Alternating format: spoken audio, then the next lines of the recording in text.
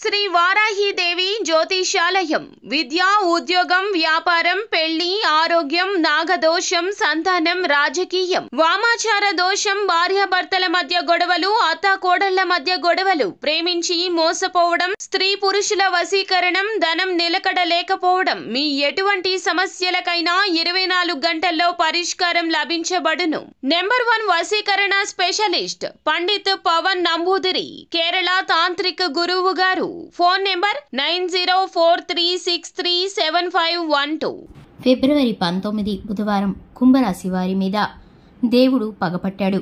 అందరికీ నమస్కారం, ఛానల్కి స్వాగతం. 2025 ఫిబ్రవరి 19 కుంభరాశి వారి యొక్క జాతక రీత్యా గ్రహచార గోచర ఫలితాలు ఏ విధంగా ఉన్నాయో, ఈ రాశి వారికి జరగబోయేటటువంటి పరిస్థితులు ఏ విధంగా ఉండబోతున్నాయో, అలాగే ఈ రాశి వారికి సంబంధించిన శుభ అశుభ ఫలితాలు ఏమిటో ఈ రోజు ఈ వీడియోలో పూర్తిగా తెలుసుకుందాం. వీడియోని ఎక్కడా కూడా స్కిప్ చేయకుండా పూర్తిగా చూసినట్లయితే మేమేం చెప్పబోతున్నామో మీకు అర్థమవుతుంది.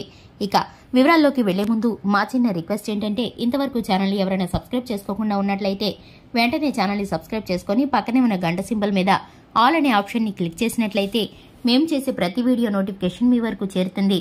ఇక వివరాల్లోకి వెళ్ళిపోదాము. కుంభరాశి వారి యొక్క మనస్తత్వాన్ని గనక చూసుకున్నట్లయితే, కుంభరాశి వారు చాలా మంచి మనస్తత్వాన్ని కలిగి ఉంటారు.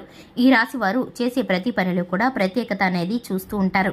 ఇక ఈ రాశి వారికి కార్యదీక్షత, కార్యదక్షత ఉంటుంది. కార్యరంగంలో దూకుడుగా వ్యవహరిస్తారు. కుంభరాశి వారు స్నేహితులను ఎక్కువగా ఇష్టపడుతూ ఉంటారు. కుటుంబ జీవితం పట్ల శ్రద్ధ కలిగి ఉంటారు. అలాగే సంతానం పట్ల, క్రమశిక్షణ పట్ల ఎక్కువగా పట్టుదల కలిగి ఉంటారు. వీరు చెప్పింది జరగాలి అన్నట్లు పిల్లల పట్ల ప్రవర్తిస్తూ ఉంటారు. వారి మంచి చెడులను ఆలోచిస్తూ ఉంటారు. కొంచెం కఠినంగానే వ్యవహరిస్తూ ఉంటారు. కానీ దాని వెనుక మంచి కారణాలు, మంచి మనసు ఉంటుందని ఎదుటివారు కొన్ని సందర్భాల్లో అర్థం చేసుకోకపోవచ్చు. కానీ కుటుంబ జీవితంలో వీరు చిన్నపాటి మనస్పర్ధలని, మాట ఒత్తిళ్లని ఎదుర్కోవాల్సి వస్తుంది. కుటుంబ జీవితంలో సంతోషకరమైన సమయాలు చాలా తక్కువనే చెప్పుకోవాలి. వీరికి మానసిక చింత ఎక్కువగా ఉంటుంది. ఈ రాశి వారు ఎక్కువగా ఎదుటివారి విషయాల్లో తలదూర్చి ఇబ్బందులు పడుతూ ఉంటారు. వీరికి అక్కర్లేని విషయాల్లో వీరు తలదూర్చి మాట మాత్రం సహాయం చేయడం ద్వారా కానీ, ఏదైనా ఆర్థిక లావాదేవీల్లో కానీ వీరైతే ఇరుక్కుపోయి ఇబ్బందులు పడవలసి వస్తుంది. అనేక మార్లు ఎదుటివారు వీరిని మోసం చేసినప్పటికీ కూడా మరొకసారి వీరు మోసపోతూనే ఉంటారు. ఎదుటివారు సహాయం చేయడానికి వీరు ముందుకు వెళితే వీరిని ఉపయోగించుకొని వారైతే కనుక ముందుకు వెళ్లిపోతూ ఉంటారు. వీరిని మాత్రం ఎంత మాత్రం పట్టించుకోరు. వీరు చేసిన మేలును కూడా మర్చిపోతూ ఉంటారు. అటువంటి వారి వల్ల వీరు చాలాసార్లు ఇబ్బందులు పడ్డారు ఈ రాశివారు.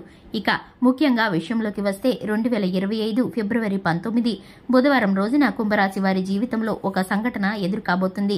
ఈ సంఘటన ద్వారా మీరైతే కనుక ఆశ్చర్యానికి గురవుతారు. ఎందుకంటే దేవుడు మీపై పగపట్టాడా అన్నట్లు మీరైతే కనుక భావిస్తారు.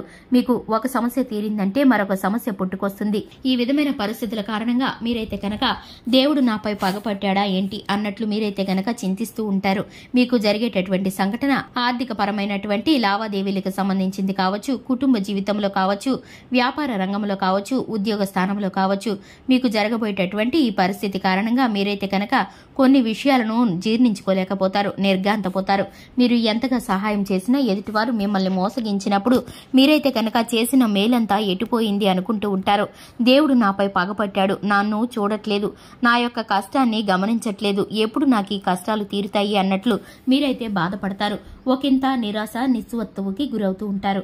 ఇక ఈ రాశి వారు ముఖ్యంగా గనక గమనించుకున్నట్లయితే, ఆపదల్లో చిక్కుకోవడానికి వీరి తొందరపాటుతనమే కారణమని చెప్పుకోవచ్చు. ఒకంత వీరు ఎదుటివారి యొక్క కష్టాన్ని చూసి చలించిపోతూ ఉంటారు. ఎదుటివారికి సహాయం చేయాలనే తొందరలో వారు చేసే నిజానిజాలు ఏమిటో, వారు చెప్పే మాటలు ఎంతవరకు నిజమన్నది గమనించుకోరు. అలాగే ఈ రాశి వారు మంచితనానికి పోయి చెడు ఎదురు తెచ్చుకున్నట్లు అవుతుంది. కోరి కొని తెచ్చుకున్న వారవుతారు. కానీ వీరైతే కనుక దేవుణ్ణి నిందిస్తూ ఉంటారు. పరిస్థితులను బట్టి వీరు నిరాశకి గురవుతూ ఉంటారు. కానీ మీకైతే కనుక దేవుడి అనుగ్రహం ఎప్పుడు కూడా తోడుగానే ఉంటుంది. మీరు అది గమనించుకోలేకపోతున్నారు. మీకున్నటువంటి పరిస్థితుల కారణంగా, మీరు చేసేటటువంటి పొరపాట్ల కారణంగా మీకైతే ఇటువంటి పరిస్థితులు కలుగుతున్నాయి. మీరు శివాలయానికి వెళ్లి 108 సార్లు శివనామ స్మరణ చేయడం ద్వారా మీరైతే కనుక శివుడికి మీ యొక్క మనసులో ఉన్న ప్రతి కష్టాన్ని వివరంగా తెలియచేసుకుని మీ యొక్క మొరని గనక వినిపించినట్లయితే మీకు కష్టాలన్నీ తీరిపోతాయి. అలాగే మీకు మంచి జరుగుతుంది. మీరు చేసే ప్రతి పనిలో కూడా మీకు ఆ దేవుడి యొక్క అనుగ్రహం అనేది తోడుగా ఉంటుంది. హనుమాన్ చాలీసా పఠించడం ద్వారా ప్రతి విధమైన నెగిటివ్ ఎనర్జీ మీ నుండి తొలగిపోయి పాజిటివ్ ఎనర్జీ అనేది మీకు కలుగుతుంది. చూశారు కదండి, ఇది ఇవాల్టి వీడియో. వీడియో నచ్చినట్లయితే లైక్ చేయండి, ఛానల్ని సబ్స్క్రైబ్ చేసుకోండి. Thanks for the watching.